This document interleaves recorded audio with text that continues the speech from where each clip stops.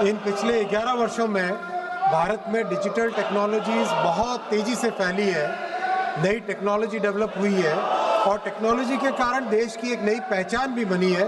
Startup ecosystem आगे बढ़ा है। टेक्नोलॉजी से कई लाभ हैं। ऑनलाइन डिजिटल टेक्नोलॉजी से संबंधित एक सेक्टर ऐसा है, ऑनलाइन गेमिंग, जो एक बहुत महत्वपूर्ण सेक्टर बना है। ऑनलाइन गेमिंग, इस सेक्टर में 3 सेगमेंट हैं। प्रथम सेगमेंट है ई स्पोर्ट्स का सेगमेंट, जिसमें स्ट्रैटेजिक थिंकिंग बढ़ती है, टीम में कोऑर्डिनेशन करना सीखता है व्यक्ति, कल्चरल एक्सचेंज करना सीखता है और दुनिया में एक बहुत नए तरीके से ई स्पोर्ट्स का बढ़ावा हो रहा है। दूसरा सेगमेंट है ऑनलाइन सोशल गेम्स। हम सब ने ऑनलाइन सोशल गेम्स, चाहे सॉलिटेयर हो, चाहे चेस हो, चाहे सुडोकू हो, ये सब देखे खेल। सीखने के लिए उपयोगी है, एजुकेशन के लिए उपयोगी है, एंटरटेनमेंट के लिए भी उपयोगी है, मेमोरी बढ़ाने के लिए उपयोगी और वाइडली अवेलेबल है, वाइडली खेले जाते हैं। लेकिन माननीय अध्यक्ष जी, एक तीसरा सेगमेंट ऐसा है, ऑनलाइन मनी गेम्स, जो कि आज समाज में बड़ा चिंता का विषय बना है। इस बिल में ई स्पोर्ट्स को प्रमोट किया जाएगा, उसके लिए एक अथॉरिटी बनाई जाएगी और इसको एक लीगल रिकॉग्निशन मिलेगा।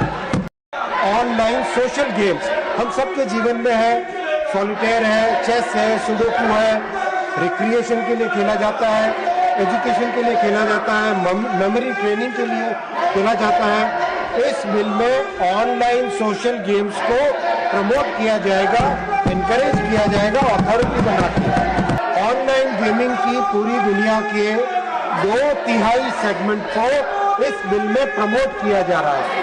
ऑनलाइन मनी गेम्स के कारण एक एडिक्शन हो जाता है, जिंदगी भर की बचत गेम में उड़ा दी जाती है। फ्रॉड और चीटिंग एल्गोरिदम्स ऐसे होते हैं कि पता नहीं चलता कि कौन किसके साथ खेल रहा है और एल्गोरिदम्स ओपेक एल्गोरिदम्स होते हैं, हार निश्चय हो जाती है। मनी लॉन्ड्रिंग हो रही है, टेरर सपोर्ट हो रहा है। वर्ल्ड हेल्थ ऑर्गेनाइजेशन ने अपनी रिपोर्ट में स्पष्ट कहा है कि association between online money games and compulsive behavior, psychological distress, financial hardship, disruption of family life, उन्होंने इसको ऑनलाइन गेमिंग का डिसऑर्डर एक नया घोषित किया है। ऑनलाइन मनी गेम्स के पीछे ताकतवर लोग हैं, कोर्ट में भी चैलेंज करेंगे, मीडिया और सोशल मीडिया के माध्यम से कैंपेन भी करेंगे। लेकिन जब हमारे युवाओं और मध्यम वर्ग के परिवारों को बचाने का विषय आता है, तो मोदी जी के लिए प्राथमिकता केवल और केवल मध्यम वर्ग के परिवार और युवा है, नौजवान है। ऑनलाइन मनी गेम्स, जिसके कारण करीब एक अनुमान है कि 45 करोड़ लोग इसकी चपेट में आ चुके हैं। 20,000 करोड़ रुपए से ज्यादा राशि हमारे मध्यम वर्ग के परिवारों के मेहनत की कमाई इसमें नष्ट हो गई है। मैं कुछ हेडलाइंस पढ़ना चाहूंगा। 9 October 2024, Times of India, gaming addiction, tragic suicide of 20-year-old from gaming addiction sparks concerns. 19 May 2025, Economic Times, ₹1 lakh, then fell into ₹9 lakh debt trap. Young onliner gamer who nearly lost her life shares advice that to save yours.